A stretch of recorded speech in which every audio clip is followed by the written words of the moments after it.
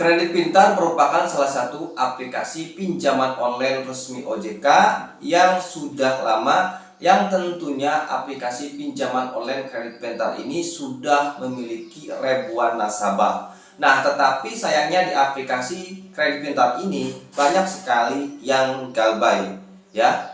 Nah, mungkin alasannya yang pastinya itu karena permasalahan perekonomian, maka nasabah terpaksa melakukan gagal bayar di Kredit Pintar atau aplikasi pinjaman online Kredit Pintar. Nah, tetapi banyak sekali ya dari nasabah-nasabah Kredit Pintar yang sering bertanya apakah galbay di Kredit Pintar aman atau tidak. Nah, di video ini saya akan jelaskan kepada teman-teman yang galbay pinjol Kredit Pintar. Nah, jadi teman-teman itu harus tahu aturannya ketika teman-teman galbay di Kredit Pintar, dan teman-teman itu harus terima resikonya apa yang teman-teman lakukan ketika galbay di Kredit Pintar. Nah, jadi Kredit Pintar ini merupakan salah satu aplikasi ya resmi OJK yang sudah saya katakan tadi sebelumnya. Jadi aplikasi ini sudah terdaftar di Otoritas Jasa Keuangan atau OJK. Jadi statusnya itu legal. Nah, bila mana teman-teman yang galbay di Kredit Pintar ya. Nah, bila mana teman-teman yang galbay di Kredit Pintar, nah teman-teman sebenarnya sih gak usah takut. Karena galbay di Kredit Pintar itu aman. Bukan berarti aman tidak dibayar, tetapi aman dari pidana. Nah, jadi ada beberapa aturan pinjol yang harus teman-teman ketahui. Ada 5 aturan pinjol ya. Aturan gagal bayar pinjol. Jadi teman-teman itu harus tahu ya aturannya itu seperti apa. Nah, nanti saya akan tunjukkan ya di video ini. Pokoknya simak terus video ini sampai selesai supaya teman-teman yang galbay di Kredit Pintar itu bisa tenang ya, tidak terlalu memikirkan hutang piutang yang ada di Kredit Pintar ya. Sangat banyak sekali orang-orang yang galbay di Kredit Pintar ya, selalu tidak tenang, selalu panik, takut ada DC, maksudnya seperti itu. Nah, pokoknya simak terus video ini sampai selesai. Ini adalah 5 aturan ketika nasabah gagal bayar pinjol legal. Nah, jadi perlu teman-teman ketahui ya, supaya teman-teman itu tidak merasa takut ya, yang biasanya itu yang ditakuti itu kedatangan DC ke rumahnya. Nah, jadi ada 5 ya. Jadi sanksi jika teman-teman gagal bayar di pinjol ya. Nah, debitur sanksi perdata ya. Debitur yang tidak bisa membayar pinjol legal tidak akan dipidana, melainkan dikenakan sanksi perdata. Nah, jadi teman-teman itu tidak akan dimasukkan ke penjara atau dipidanakan. Jadi teman-teman itu hanya disanksinya perdata saja ya. Kalau kalian mengajukan pinjaman online, hanya jaminannya data pribadi saja. Jadi sanksinya itu hanyalah perdata saja. Nah, untuk yang kedua, penagihan. Penyedia pinjol legal dapat menagih utang debitur melalui jasa penagihan yang diakui OJK atau kuasa hukum ya. Nah, terus yang ketiga itu bunga dan denda. Nah, tentunya bila mana seorang nasabah gagal bayar ya, nanti akan dikenakan bunga keterlambatan yang dikenakan maksimal 0,8 per hari dan 100% dari jumlah pokok pinjaman. Nah, kemudian yang ini ya, yang keempat. Nah, jadi laporan ke OJK. Nah, pihak pinjol akan melaporkan debitur yang gagal bayar ke OJK melalui slik OJK. Nah, misalkan teman-teman galbay di pinjol lebih dari 30 hari, maka data nasabah itu akan dilaporkan ke pihak OJK. Jadi akan masuk slik OJK. Nanti data teman-teman itu ibaratnya kalau istilah bahasa kasarnya itu akan dicoreng gitu kan, seperti itu. Jadi dicoreng, datanya itu buruk ya, kurang bagus atau kasarnya jelek gitu kan, seperti itu. Nah, tidak bisa mengajukan pinjaman lagi. Nah, jika teman-teman datanya sudah dimasukkan slik OJK ya. Nah, jadi teman-teman itu tidak bisa mengajukan pinjaman lagi. Nah, di sini juga sudah dijelaskan tidak bisa mengajukan pinjaman lagi. Nasabah yang gagal bayar pinjol tidak akan bisa mengajukan pinjaman ke lembaga keuangan lainnya. Nah, jadi teman-teman itu tidak bisa mengajukan pinjaman di aplikasi pinjaman online lain atau ke bank atau ke leasing dan sebagainya. Jadi intinya ke lembaga keuangan. Nah, untuk yang ini mah khusus untuk yang memberi pinjaman ya, untuk aplikasi pinjaman online-nya. Jadi permohonan pilot dapat diajukan oleh debitur ya. Debitur atau kreditor ya, kreditor. Permohonan pilot harus diajukan oleh advokat. Nah, kalau ini jarang jelas sekali ya. Jadi aturannya yang biasanya yang ini teman-teman ya. Nah, jadi selain itu teman-teman jika tidak mampu membayar pinjol, nasabah dapat melakukan restrukturisasi.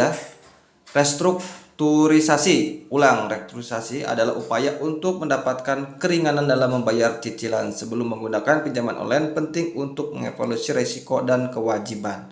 Nah, jadi sudah diingatkan teman-teman. Jadi harus mengevaluasi risiko dan kewajibannya. Nah, jadi emang kalau kita gagal bayar pinjol itu ya, kita akan selalu diteror terus menerus melalui telepon, melalui SMS, dan melalui email, WhatsApp, dan sebagainya. Dan kemudian jika tidak ada tindakan dari seorang nasabah, maka bisa kemungkinan ya DC itu akan datang ke rumah. Jadi dialihkan data kita itu ke pihak ketiga, yaitu ke pihak yang lain, yaitu DC pinjol.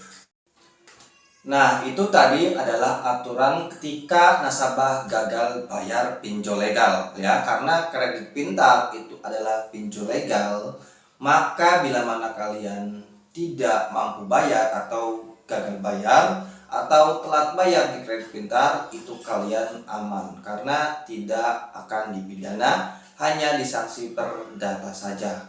Jadi mulai dari sekarang bagi teman-teman yang baru galbay di kredit pintar gak usah panik ya, tentunya itu aman, tidak akan dipidana ya.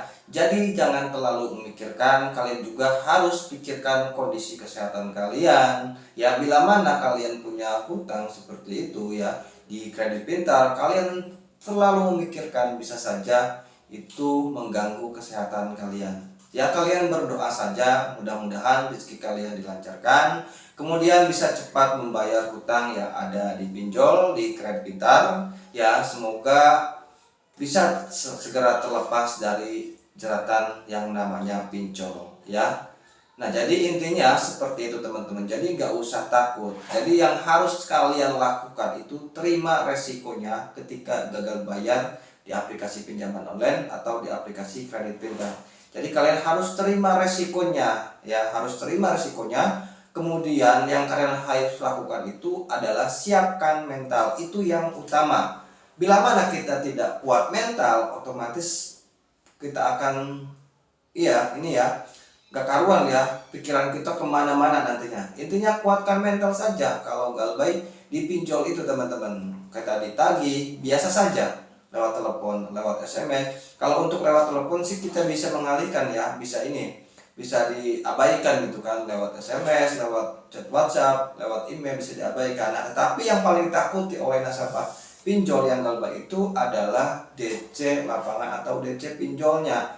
Nah, sebenarnya sih kalian itu gak usah terlalu dipikirkan ya. DC mau datang atau tidak, intinya kalian masa bodoh. Kalian intinya sudah siap mental menghadapinya, harus siap mental. Jadi ketika kalian gagal bayar itu berarti kalian sudah siap mental. Nah, jadi misalkan DC pinjol mau ke rumah kalian, nah misalkan kalian ketemu sama mereka, ya kalian tinggal omong saja apa adanya ya, apa adanya sama mereka. Ya, mereka juga punya hati nurani, punya perasaan. Bila mana kalian tidak punya uang, mereka juga tidak akan memaksa pas mereka datang itu kalian harus bayar ya. Nah, tetapi seolah-olah mereka itu secara dari ininya ya, seolah-olah memaksa gitu harus ada. Nah, tetapi mereka juga kan manusia, punya hati nurani. Bila mana kalian tidak punya uang sama sekali dan kalian jelaskan keadaan kalian ya, nanti insya Allah ya mereka juga tidak akan memaksa kalian ya. Tapi seolah-olah yang kayak memaksa harus ada itu kan. Berbagai cara DC lakukan ya supaya seorang nasabah itu bayar gitu kan. Nah, tapi biasanya ya terbawa suasana yang galbay itu karena takut ya, malah kabur-kaburan kadang seperti itu teman-teman ya. Kalau menghindar Menghindar juga nggak apa-apa teman-teman. Lagian tidak diwajibkan seorang nasabah gagal bayar itu wajib menemui DC pinjol atau DC lapangan. Ya kalau kalian belum siap menemuinya, ya nggak apa-apa teman-teman. Tetapi harus kalian ketahui ya, tidak seperti yang kalian bayangkan ya, sudah banyak sekali kayak ribut seperti itu. Nah sekarang itu kalian misalkan si DC pinjol itu atau si DC kredit pintar melakukan intimidasi atau kekerasan, melakukan penagihan dengan cara kasar, nah kalian bisa laporkan ke pihak otoritas jasa keuangan atau OJK, karena pinjol ini adalah pinjol legal teman-teman ya. Apalagi pinjol ilegal, kalian langsung saja laporkan ke polisi. Jadi seperti itu ya, ke pihak yang berwajib. Jadi intinya seperti itu. Jadi intinya gak usah takut. Jadi itu harus terima resikonya. Kemudian untuk menanganinya yaitu kuatkan mental saja. Jadi gak usah panik. Yang galbah itu bukan kalian saja. Ya kalau kita hitung ya di satu kabupaten itu mungkin ratusan bahkan bisa ribuan gitu ya, seperti itu. Nah kalau untuk disamperin DC atau tidaknya itu seperti yang sudah saya katakan di beberapa video di channel Solusi Pinjol ini, kalau datang DC itu tergantung dari wilayah banyak yang galbay dan kemudian nominal pinjamannya ya, jadi seperti itu. Oke, mungkin itu saja dari saya. Semoga bagi teman-teman atau bagi kalian yang baru galbay di Kredit Pintar atau yang sudah galbay di Kredit Pintar, saya doakan mudah-mudahan kalian dilancarkan rezekinya ya, semoga cepat hutang kalian bisa lunas ya, amin ya. Bagi teman-teman yang baru bergabung di channel Solusi Pinjol ini ya, silahkan bantu channel ini supaya cepat berkembang, supaya bisa memberikan manfaat bagi orang-orang yang gagal bayar di pinjol ya. Nah jadi share video ini ke media sosial teman-teman, dan kemudian like video ini, kemudian subscribe. Oke, mungkin itu saja dari saya. Terima kasih. Wassalamualaikum warahmatullahi wabarakatuh.